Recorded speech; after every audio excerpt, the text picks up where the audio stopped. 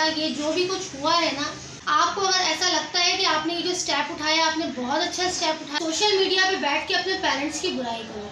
नहीं, उनकी जो एज है वो माशाल्लाह से इस वक्त 17 साल है। कोर्ट के ऑर्डर्स दोबारा से आ गए हैं कि दुआ जो है वो अपने घर से खुद फरार हुई हैं और दुआ की खुद की ज़बानी।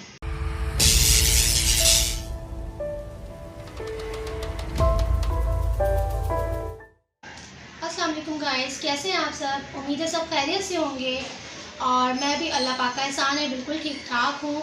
तो वेलकम है मेरे न्यू चैनल में नाइला न्यूज़ एंड लाइव। तो जो अभी तक की मेरे चैनल पे न्यू है उसको पहली फुर्सत में अभी सब्सक्राइब कर दीजिए और वीडियो को लाइक कर दें और इस चैनल के लिंक को लाजमी आप शेयर करें। तो आज मैं जिस टॉपिक पे बात करने जा रही हूँ वो टॉपिक है दुआ ज़हरा के हवाले से, क्योंकि अभी तक की मैं दुआ ज़हरा की मुसलसल वीडियोस देख रही हूँ। फर्स्ट डे से देख रही हूँ जिस टाइम पे वो अपने घर से मिस हुई थी। अल्लाह जाने वो किडनैप हुई हैं या वो ख़ुद वहाँ से फ़रार हुई हैं, इसका तो खैर अल्लाह ही गवाह है कि आखिर ये आगे हुआ था या नहीं हुआ था, क्या हुआ था, जो भी कुछ हुआ था वो सब अल्लाह ही जानता है।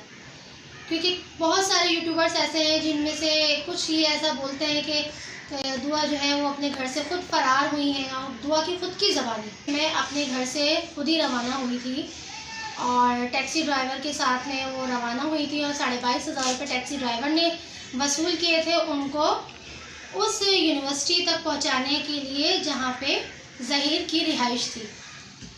तो खैर ये सारी डिटेल्स तो आप लोग खुद भी देखते ही रहते होंगे। तो मेरा आज ये वीडियो बनाने का जो मकसद है, क्योंकि आजकल सोशल मीडिया के ऊपर दुआ ज़हरा का टॉपिक इतना ज़्यादा वायरल हुआ है कि हर थोड़ी सी देर के बाद में दुआ ज़हरा की एक नई वीडियो बन के आ रही होती है सामने, जो कि मुख्तलिफ यूट्यूबर्स बना रहे होते हैं, कोई अपनी राय दे रहे होते हैं। तो मैंने कहा क्यों ना आज मैं भी अपनी एक राय दूँ। तो ये जो कोर्ट में मैटर चल रहा है ये तो एक अलग सी बात है, जाहिर सी बात है ये तो मैटर चल रहा है, इसमें अभी बहुत सारे मसले मसाइल चल रहे हैं। दुआ की एज के हवाले से बहुत सारी डिस्कशंस चल रही हैं कि दुआ की जो एज है वो अभी बालिग नहीं है। दुआ की एज जो है वो 14 ईयर्स है, 14 साल है और जो मेडिकल की रिपोर्ट है उससे ये ज़ाहिर हुआ था कि नहीं, उनकी जो एज है वो माशाल्लाह से इस वक्त 17 साल है। तो काफ़ी सारी प्रॉब्लम्स ऐसे चल रही हैं और अब दोबारा से उनकी रिपोर्ट करने का कह दिया गया है कि दोबारा से बोला जा रहा है, कोर्ट के ऑर्डर्स दोबारा से आ गए हैं कि अब दोबारा ही इनकी रिपोर्ट की जाएगी। तो खैर ये सारी बातें रही एक तरफ, ये सारे मैटर्स तो भी चल रहे हैं और कब तक चलेंगे अभी कुछ भी नहीं कहा जा सकता। किसके हक़ में फ़ैसला जाएगा, किसके हक़ में नहीं जाएगा, अभी कुछ भी नहीं कहा जा सकता है। मेरा ये वीडियो बनाने का मकसद सिर्फ और सिर्फ दुआ को कुछ अपने पैगाम देने का है कि दुआ से ही मैं डायरेक्ट बात करना चाहूँगी कि दुआ बेटा ये जो भी कुछ हुआ है ना, ये कुछ भी अच्छा नहीं हुआ है। आपको अगर ऐसा लगता है कि आपने ये जो स्टेप उठाया आपने बहुत अच्छा स्टेप उठाया, मुझे नहीं लगता कि आपने ये अच्छा स्टेप उठाया है। एक अच्छी और लाइट बेटी का ये काम नहीं होता है। आपके फादर का कोई भी बेटा नहीं था, आपके फादर की सिर्फ 3 बेटियाँ थी। आपको मालूम है कि पहले ज़माने में लोग बच्चियों को पैदा होते ही दफन कर दिया देते थे। क्यों करते थे? क्योंकि वो कहते थे कि ये तोहमत है, ये कलंक है। आप इस तरह का स्टेप जो आपने उठाया है, ये स्टेप आपने ऐसा उठाया है कि वाकई में एक बाप का आपने सर जो है ना शर्म से नीचा कर दिया है। इज्जत भले के स्टेप आपने खुद उठाया है या आपके साथ में किसी ने ज्यादती की है, आपको किडनैप किया है, ये तो या तो आप बेहतर समझ सकती हैं या अल्लाह बेहतर समझ सकता है, ठीक है ना। हम तो इसमें कुछ भी नहीं कह सकते, क्योंकि कुछ यूट्यूबर्स कुछ दिखाते हैं, कुछ यूट्यूबर्स कोई बात कर रहे होते हैं और आपकी तरफ से कुछ बयानात और आपके फादर की तरफ से कुछ बयानात आ रहे होते हैं, ठीक है ना।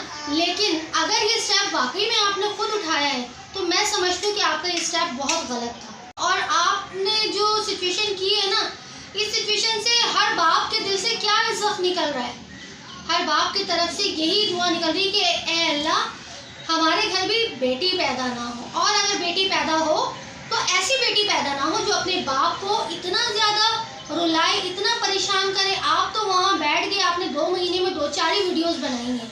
आपके फादर ने ना जाने कितने यूट्यूबर्स से कांटेक्ट किया है, कितने को कोर्ट के वो चक्रे लगा रहे हैं। आपने तो अपनी लाइफ को सेटल कर लिया है, वो आपको आगे जाके पता चलेगा कि आपने लाइफ को अपने सेटल किया है या फिर आपकी लाइफ के अंदर आगे जो प्रॉब्लम्स आएंगी ना, जब आपको माँ बाप की याद आएगी, ठीक है बेटा। जब आपको पेरेंट्स की याद आएगी ना, तो फिर आपका दिल होगा कि नहीं, ये सब कुछ गलत था। मेरा सिर्फ कहने का मकसद ये है बेटा कि देखो, लाइफ में हर रिश्ते को अपनी एक जगह दी जाती है, ठीक है ना। हर रिश्ते की एक अहमियत होती है, लेकिन इस वक्त जो सबसे अव्वल रिश्ता है ना, वो माँ और बाप का है। माँ बाप का जो रिश्ता है ना, देखिए दुनिया के अंदर हम जो आए हैं ना, तो हमारे आने का जो जरिया बने हैं वो हमारे माँ बाप बने हैं। तो बेटा, आप उन्हीं माँ बाप को आपने ठुकराया, आप अपने घर से रवाना हुई या आप किडनैप हुई। देखो, आपकी ज़बानी तो यही है कि आप खुद रवाना हुई हो, ठीक है ना। आप खुद अपने घर को छोड़ के आप खुद यहाँ से रवाना हुई हो। तो बेटा, अपने पेरेंट्स की कदर करो, अपने शौहर को मनाओ, अपने पेरेंट्स को मनाओ। आपका काम अब बीच में ये बनता है, ना कि आप सोशल मीडिया पे बैठ के अपने पेरेंट्स की बुराई करो, बिल्कुल भी नहीं। देखो, बात ये है कि आगे जाके यही बातें ना आपके लिए ताना कसनियाँ बनेंगी, यही सारी बातें आपके लिए ताना बनेंगी। जब आप अपने ससुराल में बैठोगी तो आपका अपना बैकग्राउंड क्या है, आगे जाके यही चीज़ें आपके लिए ताना कसनियाँ बनेंगी। बेटा, अगर आपको अपनी लाइफ को अच्छा करना है तो अपने पेरेंट्स को मनाओ, अपने हस्बैंड को मनाओ और इनको एक करने की कोशिश करो, ना कि आप एकतरफा फैसला देती रहो कि मेरे पेरेंट्स ख़राब है, मेरी माँ मुझे मारती थी, ये लोग मेरा किसी और जगह पे रिश्ता करना चाह रहे थे। देखो, जो हो गया सो हो गया, हमें नहीं मालूम। ये सब हम आपकी ज़बानी या मेहदी अली काज़मी जो आपके फादर हैं, उनकी ज़बानी हम बहुत सी बातें सुनते रहते हैं। बहुत सारे यूट्यूबर्स हैं जिन्होंने इस मामले को बहुत उलझा के रख दिया है। तो मैं आज उलझाने वाली बात नहीं करूँगी, मैंने सीधे सीधे आपसे मुखातिब होकर बात इसीलिए की है कि बेटा, इस मसले को अब सॉल्व करो। आप कहती हो ना, आप 17 ईयर्स की हो, तो माशाल्लाह से अगर आप बालिग हो तो इस चीज़ की आप अक्ल रखती होगी। जब आपको शादी की अक्ल है तो क्या आपको माँ बाप की जो फ़राइज़ होते हैं, माँ बाप जो होते हैं, उनकी हमें किस तरह से उनकी इज़्ज़त करनी है, उनकी इज़्ज़त को मेंटेन करना है, क्या उस चीज़ के बारे में आपको नहीं पता?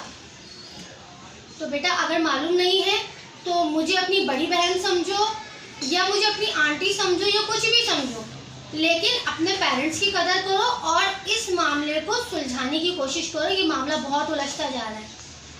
तो अब तक की मेरी वीडियो यहीं पे ख़त्म होने जा रही है। अगर मेरी वीडियो अच्छी लगी हो तो लाइक करें, शेयर करें, चैनल पे नए हैं तो सब्सक्राइब करें और अपने कमेंट से लाजमी मुझे आगाह कीजिएगा कि मैंने जो आज दुआ के लिए मैसेज दिया है, क्या वो बेहतर है या नहीं। अल्लाह हाफिज़।